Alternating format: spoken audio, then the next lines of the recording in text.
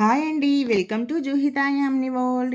ఈరోజు మనము శైవ క్షేత్రమైన శ్రీ యాగంటి ఉమామహేశ్వర స్వామి టెంపుల్ని ఎలా దర్శించుకోవాలి, మన హైదరాబాద్ నుంచి ఎలా వెళ్ళాలి, ట్రైన్ ఫెసిలిటీ ఏంటి, ఎక్కడ దిగాలి, ఎలా ఉండాలి, అవన్నీ నేను ఈ వీడియోలో చెప్తానండి. స్కిప్ చేయకుండా చివరి వరకు చూడండి.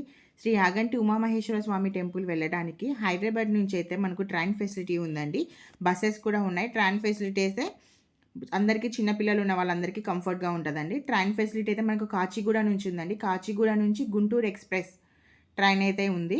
దాని టైమింగ్స్ ఏంటంటే ఈవినింగ్ 9:15కి స్టార్ట్ అవుతుందండి. మనం అక్కడ నంద్యాల రైల్వే స్టేషన్కి రీచ్ అయ్యేసరికి 5:45 అలా అవుతుందండి ఎర్లీ మార్నింగ్.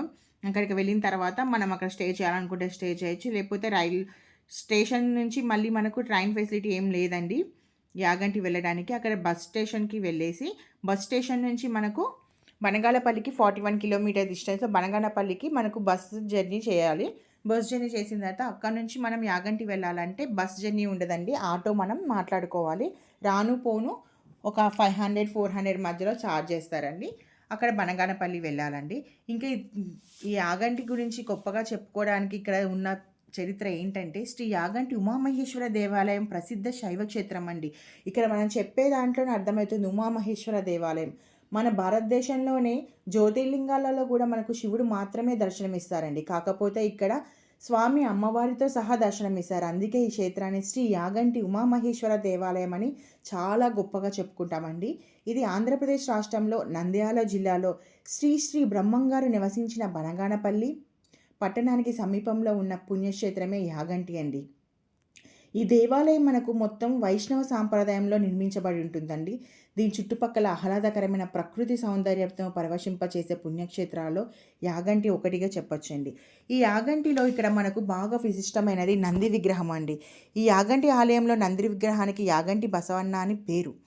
ఆల్రెడీ అందరం వినే ఉంటాం కదండి, కలియుగం అంతమయ్యే నాటికి యాగంటి బసవన్న లేచి రంక వేస్తుందని శ్రీ శ్రీ పోతులూరి వీరబ్రహ్మేంద్ర స్వామి గారు కాలజ్ఞానంలో వర్ణించారు ఆల్రెడీ.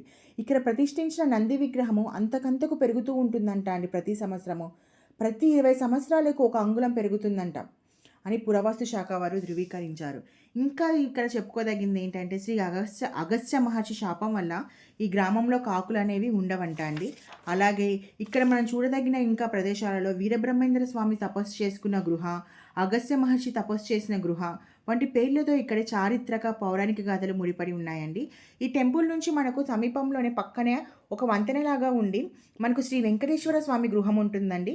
ఆ గృహం దగ్గర కూడా చాలా బాగుంటుందండి. మీకు నేను చెప్పింది బాగా క్లియర్గా అర్థం అవ్వాలి అంటే మన ఈ మధ్యకాలంలో పుష్ప 2 మూవీలో కూడా మనకు చూపించారండి. చాలా బాగుంటుంది. మన ఈ శివాలయానికి పక్కనే మనకు వంతెనలాగా ఉండి ఈ గృహ ఉంటుందండి. కాకపోతే ఈ టెంపుల్కి మనం వెళ్ళాలంటే ఒక 70 స్టెప్స్ అయితే ఎక్కాల్సి వస్తుంది. ఆ గృహ దగ్గరికి వెళ్ళడానికి కూడా ఒక 70 స్టెప్స్ అయితే ఉంటాయండి పైకి. ఆ గృహ లోపల వెంకటేశ్వర స్వామి దర్శనం మనకు చాలా చాలా బాగా జరుగుతుందండి. ఖచ్చితంగా ఇక్కడికి వచ్చిన వాళ్ళు వెంకటేశ్వర స్వామిని దర్శించుకొని పక్కన వీరబ్రహ్మేంద్ర స్వామి గారి గృహ, అలాగే అగస్త్య మహర్షి స్వామి వారు తపస్సు చేసుకున్న గృహాలు ఇవన్నీ చూడదగిన ప్రదేశాలండి. ఇక్కడ చూడండి నంది ఎంత పెద్దగా ఉందో. ఈ నంది ప్రతి 20 సంవత్సరాలకి ఒక అంగుళం పెరుగుతూ ఉంటుంది. ఇలా అంగుళం పెరుగుతున్నప్పుడల్లా మనకి పక్కన ఉన్నాయి కదండి స్తూపాలు, అవంట బాగా ఇట్లా ఎన్లవ్ చూడడం వల్ల వాటిని ఇట్లా నంది పెరుగుతుండడం వల్ల వాటిని చెక్కేస్తూ ఉంటారంట అండి. ఆ స్తంభాలన్నిటిని చెక్కేస్తూ ఉంటారని అక్కడ పురాణ గాథలు. ఇంకా ఇక్కడ బసవన్నని దర్శించుకున్న తర్వాత, శివుని దర్శించుకున్న తర్వాత ఇక్కడ పక్కనున్న కొండలన్నీ చూసి మనకు చాలా బాగుంటుందండి. ఇంకా ఇక్కడ మనకు దర్శించుకోదగిన ఏంటంటే బసవన్నని దర్శించుకున్న తర్వాత వీరబ్రహ్మేంద్ర స్వామి వారు తపస్సు చేసిన గృహ చూడొచ్చు. అలాగే అగస్త్య మహర్షి స్వామి తపస్సు చేసిన గృహం కాకుండా ఇంకా ఈ శివాలయం లోపలే మనకు వీరభద్ర స్వామి కూడా దర్శనం అవుతుందండి. ఆ దర్శనం కూడా చాలా బాగుంటుంది. ఇక్కడ ఎక్కువ మనకు అది వానర సైన్యమే కనిపిస్తుందండి. ఎక్కడ చూసినా మనకు వానర సైన్యమే కనిపిస్తుంది, చాలా ఎక్కువ ఉంటుంది. సో కొంచెం కేర్ఫుల్గా ఉండండి. ఎందుకంటే చిన్నపిల్లలకి గుడి లోపలికి వెళ్ళినప్పుడు చిరుదిండు లాంటివి ఏమి ఇవ్వకండి, అవి కొంచెం మీద పడే ఛాన్స్ ఉంటాయి. కాబట్టి చూడండి ఇక్కడ నుంచి చూస్తూ ఉంటే మనకు ఆ గృహ ఎంత అందంగా కనిపిస్తుంది. నేను ఇందాక చెప్పాను కదండి శ్రీ వెంకటేశ్వర స్వామి వారి గృహ ఉంటుందండి. అదే ఈ వంతెన పట్టుకొని ఆ స్టెప్స్ ఎక్కుతూ వెళ్తుంటే శ్రీ వెంకటేశ్వర స్వామి దేవస్థానం యాగంటి గృహ ఉంటుందండి. గృహ లోపల మనకు వెంకటేశ్వర స్వామి వారు దర్శనం ఇస్తారండి. ఇతని దర్శనం ఇక్కడ స్వామివారి దర్శనం చేసుకున్న తర్వాత మళ్ళీ పక్కన గృహనే మనకు అగస్త్య మహర్షి స్వామి గృహ.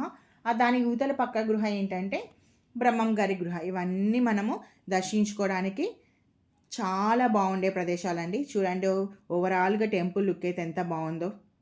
మీరు కూడా ఖచ్చితంగా యాగంటి ప్లేస్ వెళ్ళండి.